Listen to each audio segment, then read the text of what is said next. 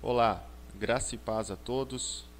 Hoje eu vou estar falando sobre como interpretar a Bíblia e as duas principais escolas da história.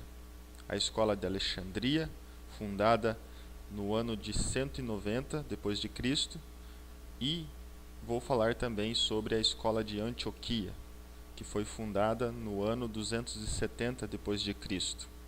Nesse primeiro vídeo eu falarei apenas da escola de Alexandria. Depois farei um segundo vídeo, que vai ser postado no canal daqui uns dias, que eu falarei apenas da escola de Antioquia. Então, se você tem o desejo, o sonho de pregar a Bíblia, de ensinar a palavra de Deus, então eu te aconselho a assistir esse vídeo por inteiro e também o outro vídeo que eu vou postar, porque será muito importante antes de você iniciar aí as suas prédicas. Ok, irmãos? Eu vou estar mostrando aqui então. Espero que você possa compreender. Num primeiro momento parece muitos conteúdos, mas eu vou explicando aqui passo a passo para que você possa entender a origem e como se desenvolveu essa escola de Alexandria. Bom, antes de tudo, nós precisamos conhecer um pouco sobre a cidade de Alexandria. Ela é uma cidade que existe até os dias de hoje. É uma cidade no norte do Egito, que foi fundada por Alexandre Magno, ou mais conhecido como Alexandre o Grande, no ano de 332 a.C. Eu vou mostrar aqui para vocês essa imagem. Então, aqui nessa marcação em verde é onde ficava a cidade de Alexandria, no norte do Egito. Para vocês verem aqui do lado Israel, então muito próximo aqui de Israel. E aqui o mar Mediterrâneo.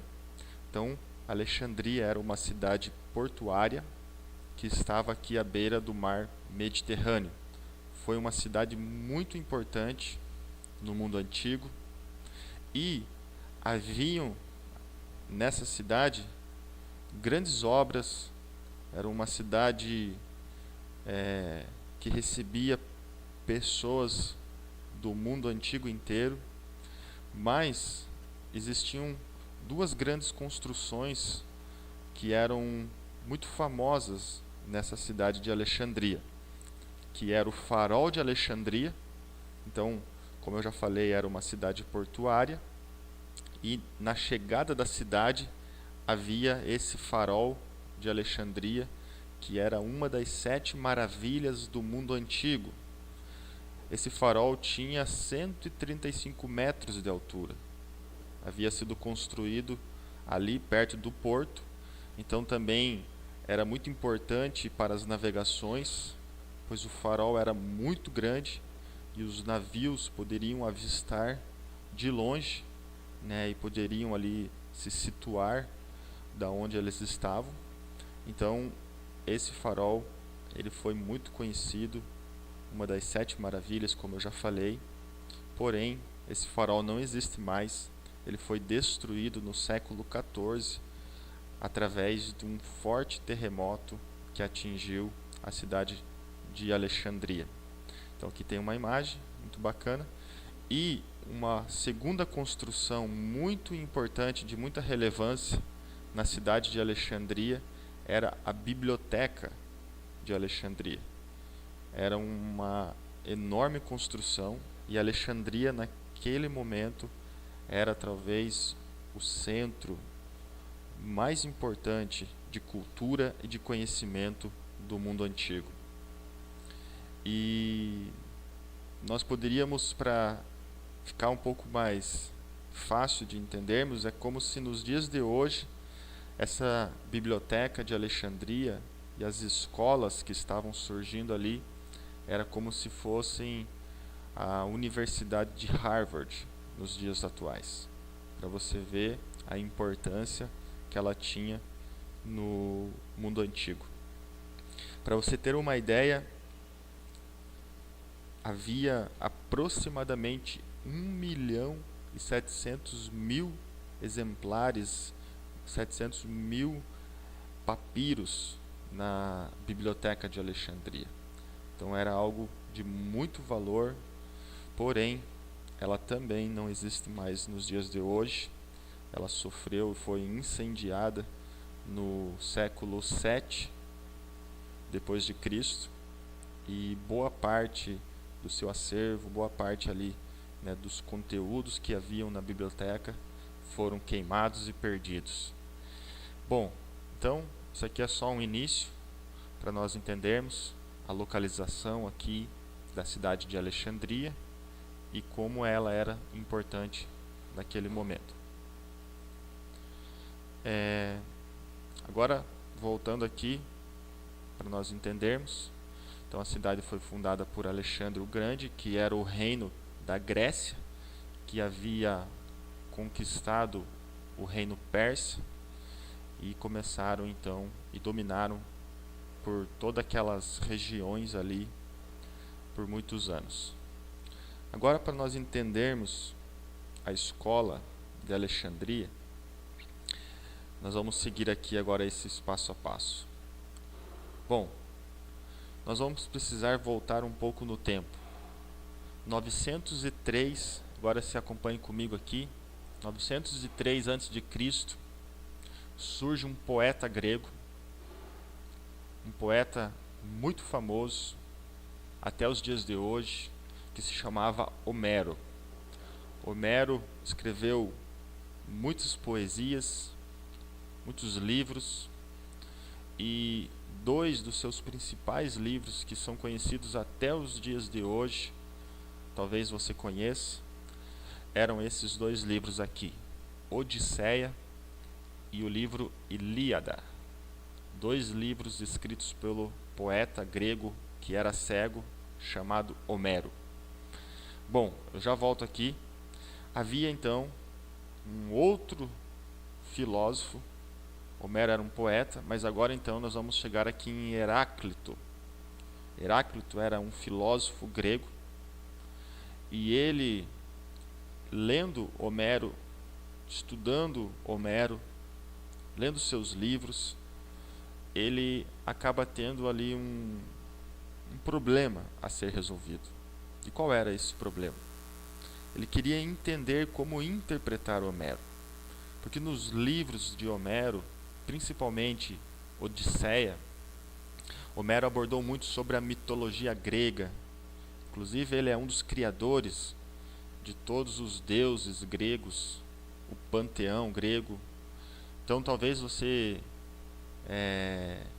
com certeza, você já ouviu falar de Zeus, Apolo, Afrodite, Artemis, Poseidon, e por aí vai. Então, isso faz tudo parte da mitologia grega que compunha o panteão grego, que era, né, ali como que se fosse um grupo dos deuses gregos. E segundo a mitologia grega, esses deuses, eles habitavam no Monte Olimpo, no lugar alto. Habitavam lá no Olimpo, e no livro Odisseia, ele vai narrar muito sobre alguns desses deuses, e ele vai então mostrar ali nas histórias e nos seus escritos de Homero, esses deuses muitas das vezes se relacionando com humanos, deuses que muitas das vezes eles eram imorais, cruéis, deuses vingativos. Então ele vai fazendo essa mistura de humanos com deuses gregos, esses relacionamentos de amor, de paixão, de ódio, de vingança, de traições. E Heráclito, voltando aqui nele, lendo esses escritos de Homero, ele começou a ter um grande problema e uma inquietação dentro dele, porque ele pensava, bom, se os deuses que cuidam da terra, dos deuses que dominam sobre a terra, forem iguais a esses deuses que Homero escreve nos seus livros, nós temos um problema. Porque como nós teremos deuses guiando, conduzindo essa terra, conduzindo esse mundo da maneira e com a moral dos deuses que Homero criou? Como que, né, nós teremos deuses imorais, cruéis, que se envolvem com mulheres? E aí então ele tinha essa dúvida dentro dele, porque não fazia muito sentido um Deus que teria o destino da terra, o destino dos homens, serem deuses conforme Homero escrevia nos seus livros e nas suas histórias. Aí então Heráclito, ele criou um método de interpretação que veio ficar conhecido como hiponeia ou hiponeia, que era um termo grego que está aqui. Então, e o que isso significava? O significado significava que alguma coisa que está por baixo ou atrás e não aparente. Então ele cria esse conceito de hiponeia. Em outras palavras, Heráclito ele estava querendo dizer que a maneira de ler os livros de Homero não deveriam ser lidos de maneira literais. Então ele chegou à conclusão que, como ele estava lendo os livros, era uma maneira errada de ler os livros e as histórias de Homero, e que aqueles deuses imorais, cruéis e por aí vai, não deveriam ser lidos de maneiras literais, mas deveria ser lido de uma maneira que não estava expressando literalmente como eles eram. Então é aí que ele cria esse conceito de hiponeia, que é alguma coisa que está por baixo ou por trás, mas que não está aparente no escrito. E aí então ele entende que precisava ler de uma forma simbólica ou alegórica os escritos de Homero. Bom, esse é o pontapé inicial, que vem lá no ano 540 a.C. Então veja que é muito antes ainda de Jesus Cristo, com um filósofo grego chamado Heráclito. Aí nós vamos ter um segundo filósofo grego chamado Platão, um dos mais importantes filósofos gregos, que nasceu no ano 428 a.C. E como que Platão ele entendia o mundo? Ele entendia o mundo em duas dimensões, que o mundo havia sido dividido em dois mundos. Ele entendia, conforme esse gráfico aqui, Platão entendia que havia um plano metafísico e um plano físico. O que era o plano metafísico? Era o mundo absoluto das ideias, da essência. Então, Platão, ele cria no mundo das ideias, um mundo onde tudo é fixo, o mundo das ideias, tudo é perfeito, um mundo insensível, ao qual nós, os seres humanos, não temos acesso a esse mundo de maneira física, mas ele está de uma maneira insensível dentro de nós. É uma maneira dos nossos pensamentos, é uma maneira das nossas ideias. E esse mundo, para Platão, era um mundo superior do que o mundo no plano físico. E o mundo no plano físico era um mundo relativo dos sentidos da forma. Ou seja, era um mundo sensível, tudo é mutável, tudo é imperfeito. Em outras palavras, o que Platão estava querendo dizer?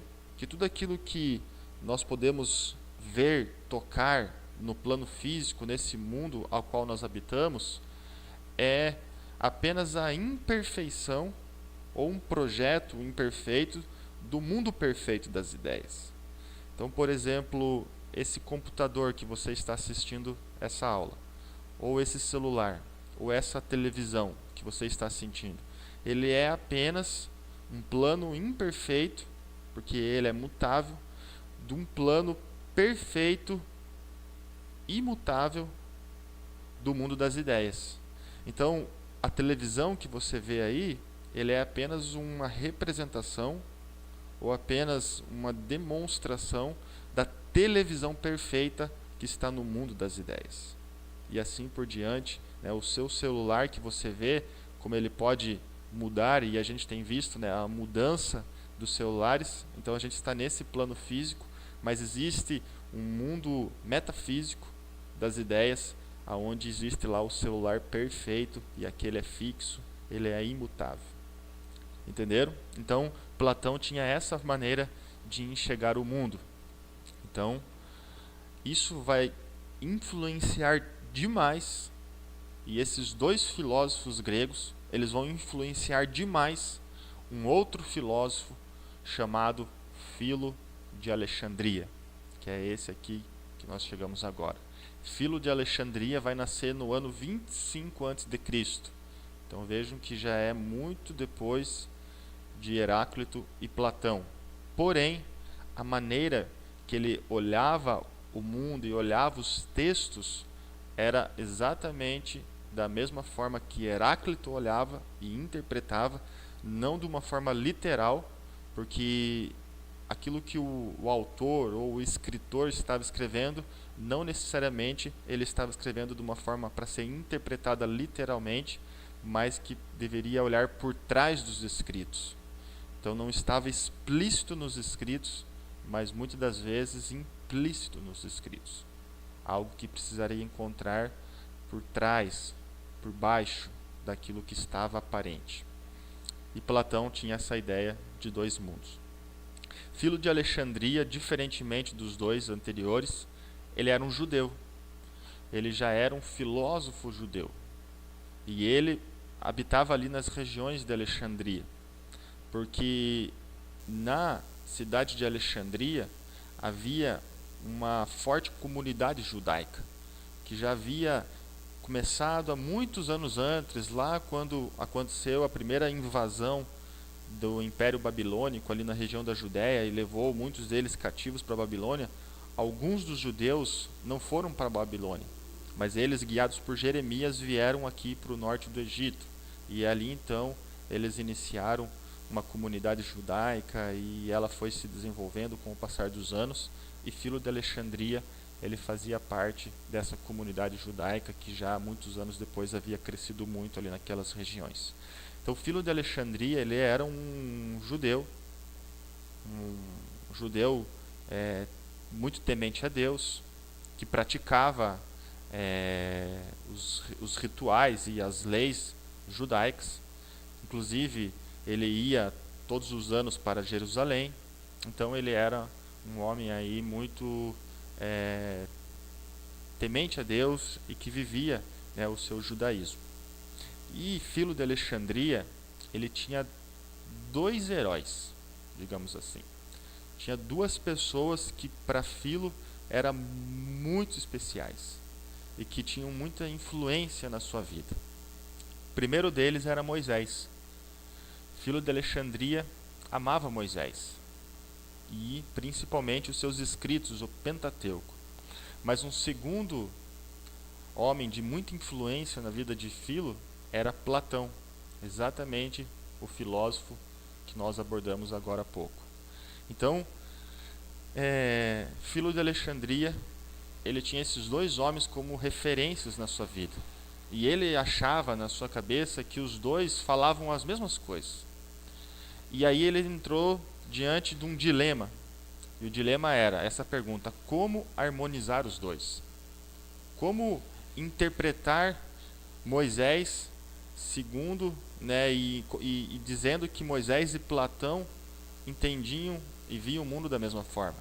E aí ele chegou nesse conceito aqui, que era que para conciliar os dois, para harmonizar os dois, era necessário interpretar o Pentateuco, os escritos de Moisés, de maneira alegórica, de forma platônica. Então aqui ele criou, né, a solução aí do seu problema, que harmonizou os dois fãs aí da sua vida, os dois influenciadores da sua vida, interpretando Moisés de uma forma alegórica. E ele criou o conceito de alegoria. Então veja que Heráclito criou esse conceito de hiponeia, e ele, já influenciado por Platão, ele vai seguir quase que o mesmo princípio e conceito de Heráclito, interpretando não o texto de forma literal, aquilo que está aparente e claro, objetivo no texto, mas interpretando de forma alegórica, simbólica, e olhando, tentando entender por trás do texto qual era a verdade que queria ser transmitida ou a aplicação que o autor queria transmitir nos seus escritos. Bom, então, veja só um exemplo aqui, tem vários, eu só trouxe um de cada, porque senão o vídeo ia ficar muito longo, mas vejam aqui um exemplo de como Filo de Alexandria interpretava as Escrituras. Então vamos ver aqui. Veja ele interpretando a passagem de Gênesis 2 e 3, sobre a criação e a queda do homem. Então Filo de Alexandria, interpretando, essa aqui é uma interpretação dele, ele vai dizer o seguinte: Deus tomou o poder dos sentidos externos, e aí ele diz que os sentidos externos era Eva, e o conduziu à mente. A mente, Filo de Alexandria diz que era Adão. Então Eva era os sentidos externos, e a mente, ele está dizendo que Adão representava a mente do homem. Esse poder é sempre ameaçado pelo prazer. Então a serpente lá, que normalmente nós interpretamos como Satanás, como diabo, Filo de Alexandria interpretou como prazer. E aí a promessa messiânica, que é aquela de Gênesis 3,15, que diz: este te ferirá a cabeça e tu lhe ferirás o calcanhar, que normalmente nós interpretamos como, né, a profecia messiânica, como diz ali, e que estava falando de Cristo que viria. E Filo de Alexandria, apesar de ele ter sido contemporâneo de Jesus, ele viveu na mesma época, mas ele não conheceu a Jesus, porque ele nasceu um pouco antes, né? Então ele não conheceu a Jesus assim no dia a dia. Aí ele vai dizer, é interpretada como Deus dizendo ao prazer. Então veja como que ele interpreta essa promessa messiânica. É interpretado como Deus dizendo ao prazer, a serpente, que a mente, o homem, vai vigiá-la e que em troca o prazer, a serpente, vai atacar a mente, o homem, oferecendo os prazeres mais básicos, morder o calcanhar. Então veja como que era a interpretação, né? Então ele vai dizer que o homem, representado por Adão, a mente, ali a mente do homem, que já tinha tomado o poder dos sentidos externos, que era Eva, e o prazer da serpente. Então diariamente a serpente vai oferecer os prazeres mais básicos para tentar afastar o homem de Deus. E a luta nossa, ela vai ser uma luta muito na nossa mente, aonde a serpente, ali representada como prazer, vai ser todos os dias a tentação nas nossas vidas. Então, percebam que essa maneira de interpretar, pouco importa para Filo de Alexandria se Adão e Eva existiram de verdade. Porque não importa o que está aparente, não importa o que está escrito no texto, mas sim o que está por trás do texto, que é a maneira de interpretação alegórica. Então, a serpente ali, não importa se existiu ou não, se era Satanás ou não, se falava ou não, e não importa nada disso, porque o que importa é o sentido que está por trás do escrito. Então vejam, né, como que era a maneira de interpretar. Bom, aí vem um segundo rapaz chamado Barnabé de Alexandria. Aqui eu coloquei a data desconhecida, porque não há a data conhecida dele, mas óbvio que foi entre esse período até o próximo período aqui de 100, 120 depois de Cristo. Barnabé, aqui há muitas controvérsias.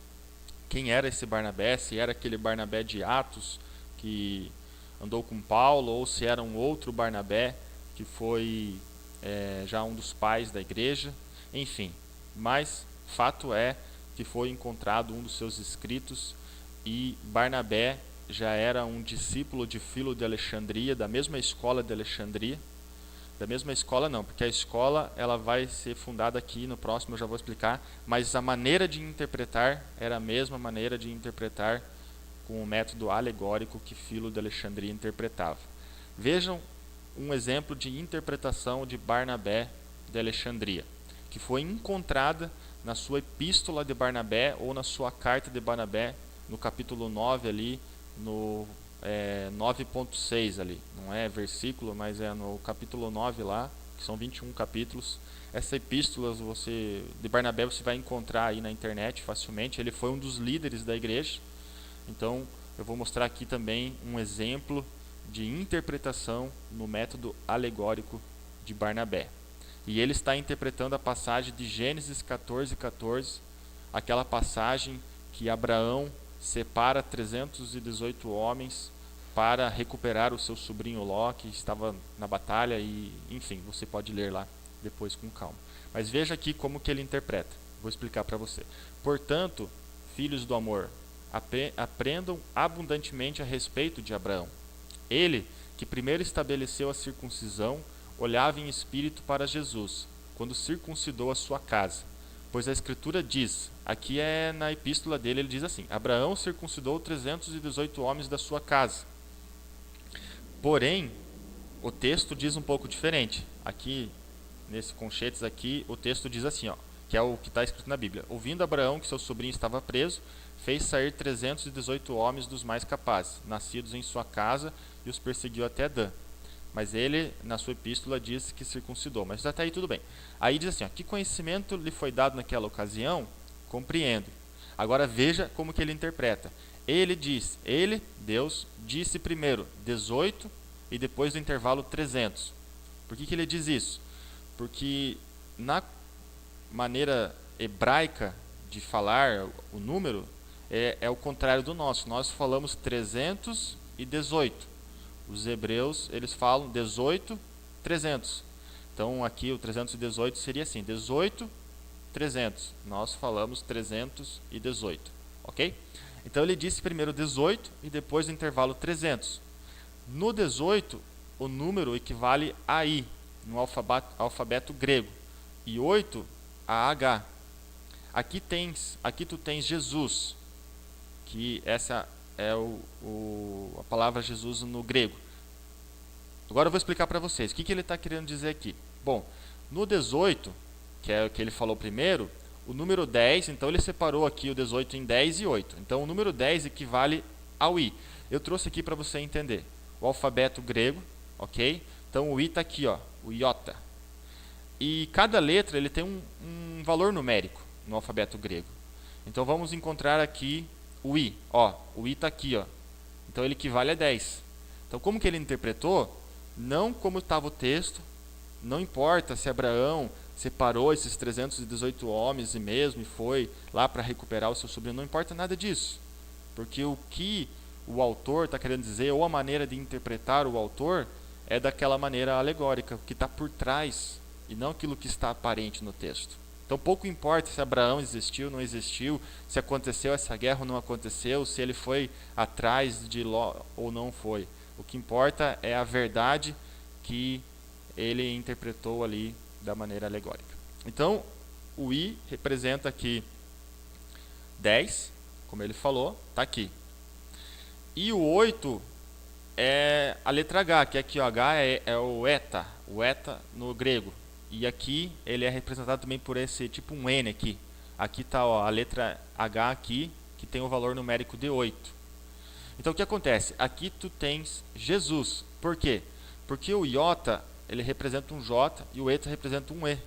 Então ele diz assim, que nos dois primeiros números aqui, que era o 18, 10 e 18, estava representando Jesus, que é esse nome aqui, não vou nem falar para não falar errado, mas que significa Jesus em grego. E o 300, que seria o segundo aqui, equivale ao T, porque veja aqui o T, o T, a letra T equivale a 300 no número.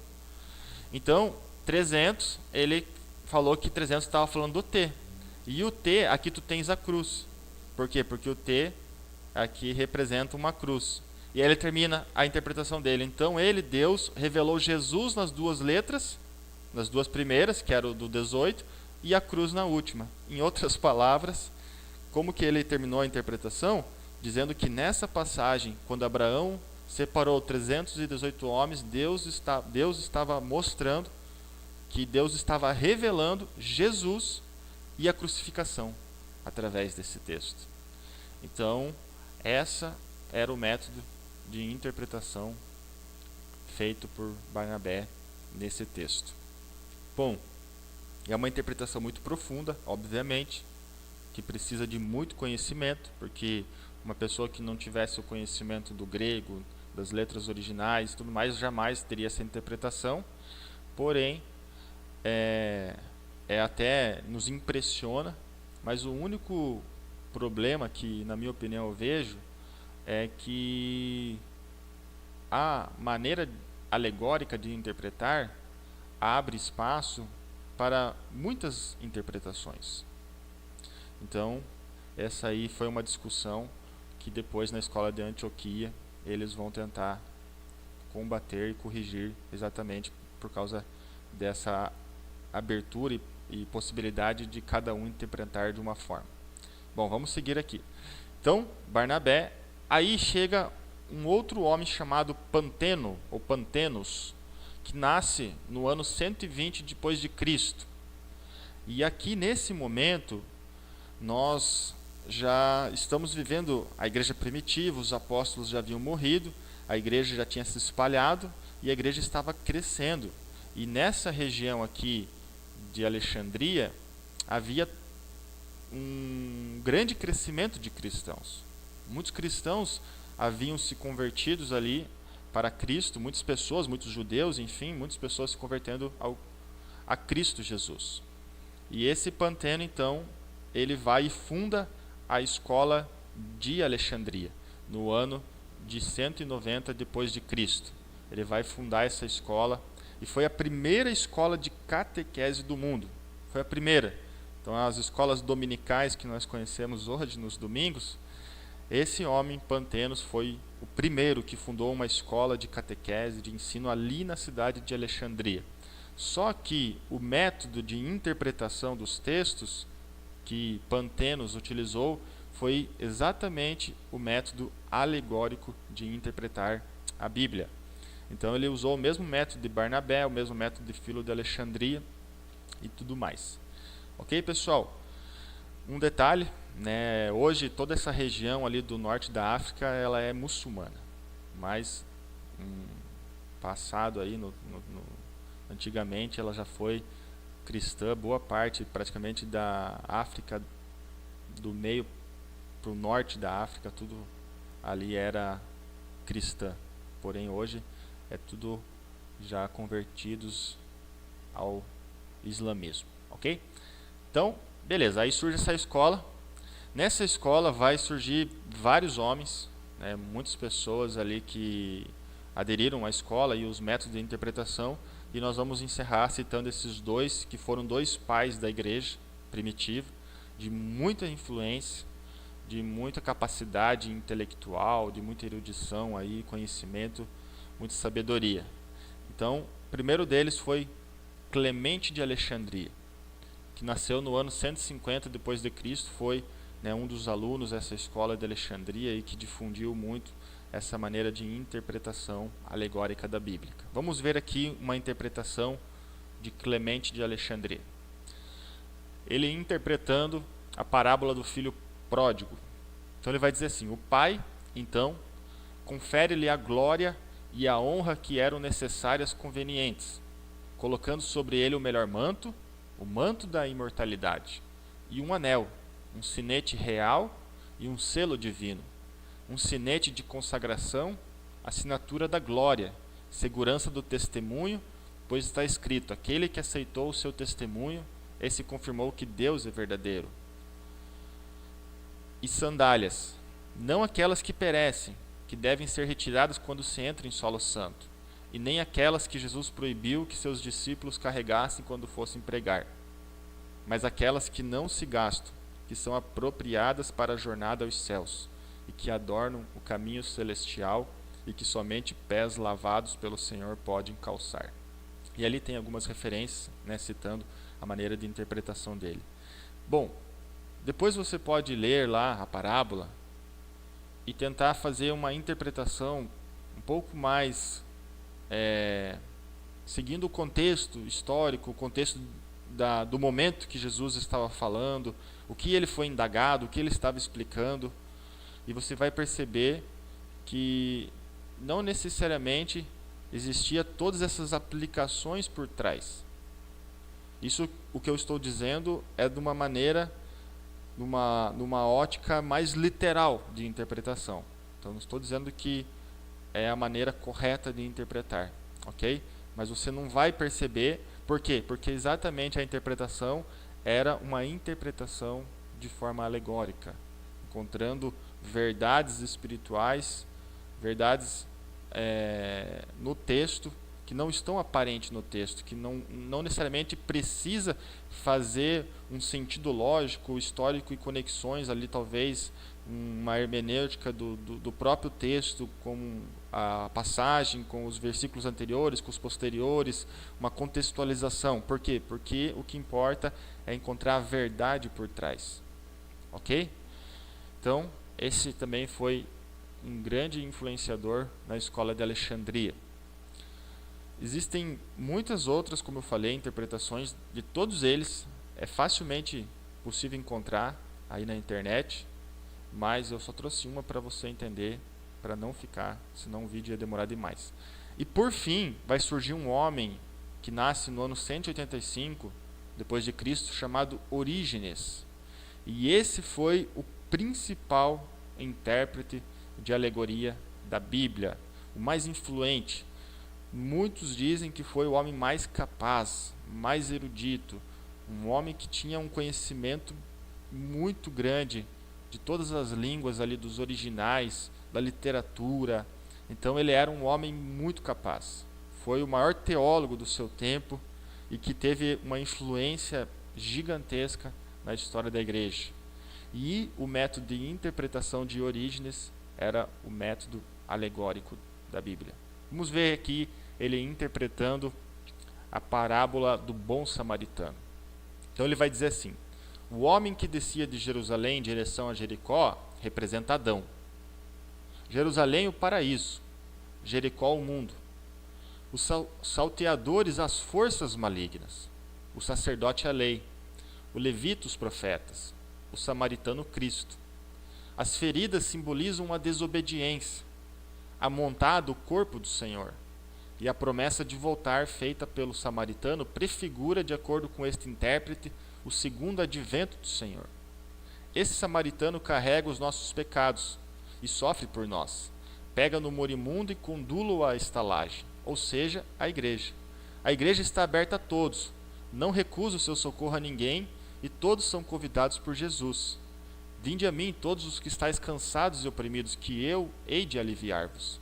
Após ter conduzido o ferido, o samaritano não parte de imediato, mas fica todo dia na hospedaria junto do moribundo. Trata-lhe das feridas não apenas durante o dia, mas também de noite, abraçando-o com dedicada solicitude. Verdadeiramente este guardião de almas mostrou-se mais próximo dos homens que a lei e os profetas, dando prova de bondade para com aquele que tinha caído nas mãos dos salteadores, e mostrou ser o seu próximo, mas pelos atos do que pelas palavras. Segundo a palavra, sede meus imitadores, como eu sou de Cristo. É possível imitar Cristo e ter piedade dos que caem nas mãos dos salteadores, aproximando-nos deles, ligando-lhes as feridas, vertendo óleo e vinho sobre elas, carregando-os sobre a nossa própria montada e transportando-lhe os fardos.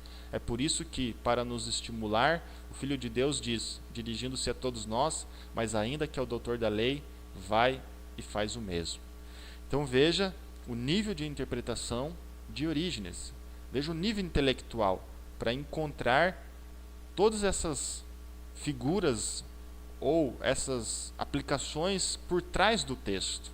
Porque quando você lê o texto de maneira mais simples e objetiva, que era a maneira que a escola de Antioquia vai interpretar, e nós vamos ver na próxima aula, você vai perceber que a parábola acontece e Jesus conta a parábola quando uma pessoa chega até Jesus e indaga a ele a respeito da vida eterna.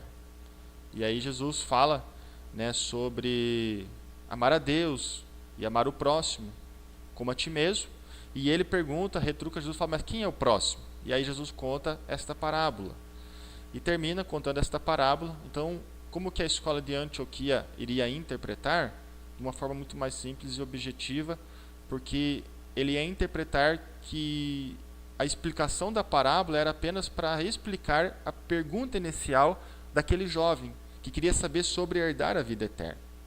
Então Jesus disse que deveria amar a Deus sobre todas as coisas e amar o próximo. Ele falou, mas quem é o próximo? Não, o próximo. E ele contou esta parábola para explicar quem era o próximo. E o próximo seria qualquer pessoa, mesmo um samaritano que era odiado pelos judeus, que era o mais improvável naquele momento, ajudou um necessitado, ajudou uma pessoa que estava ferida, o moribundo, como Orígenes aqui interpreta. E aí então terminou a interpretação. Assim interpretaria a escola de Antioquia, mas a escola de Alexandria, pelo método alegórico, ele já vai encontrando muitos outros verdades por trás do texto que está escrito. Então aqui é mais um exemplo, e Orígenes foi o maior influenciador, ele interpretava a Bíblia dessa forma, e isso então vai ter uma grande influência na história da igreja. E por fim aqui, esse foi o método definido pela Igreja Católica, ok? Porque lá em 280, se eu não estou enganado ali, é quando surge a escola de Antioquia. A escola de Antioquia vai surgir, que nós vamos falar na próxima aula, exatamente para combater esse método alegórico de interpretação. Porém, quando chega perto ali do início da Idade Média, ou já no comecinho da Idade Média, a escola de Antioquia, ela entra em descrédito. Eu vou mostrar isso na próxima aula, no próximo vídeo. E aí a gente vai ver o porquê. E aí a igreja define que a maneira correta de interpretação era o método alegórico utilizado aí por todos esses homens que nós citamos no vídeo. E a igreja católica apostólica romana, que já era uma igreja romana, ela adere a esse método de interpretação, e esse método vai percorrer durante toda a Idade Média, interpretando a Bíblia não necessariamente utilizando dos textos literais, mas encontrando por trás dos textos verdades, e isso vai perdurar aí até o século XVI, quando inicia-se a Reforma Protestante e os reformadores vêm combatendo esse método de interpretação e tentando retornar para o método de interpretação da escola de Antioquia, que havia sido abandonado aí no século V, VI aproximadamente. Ok, pessoal? Eu quero agradecer aí a tua participação, que Deus abençoe e até mais.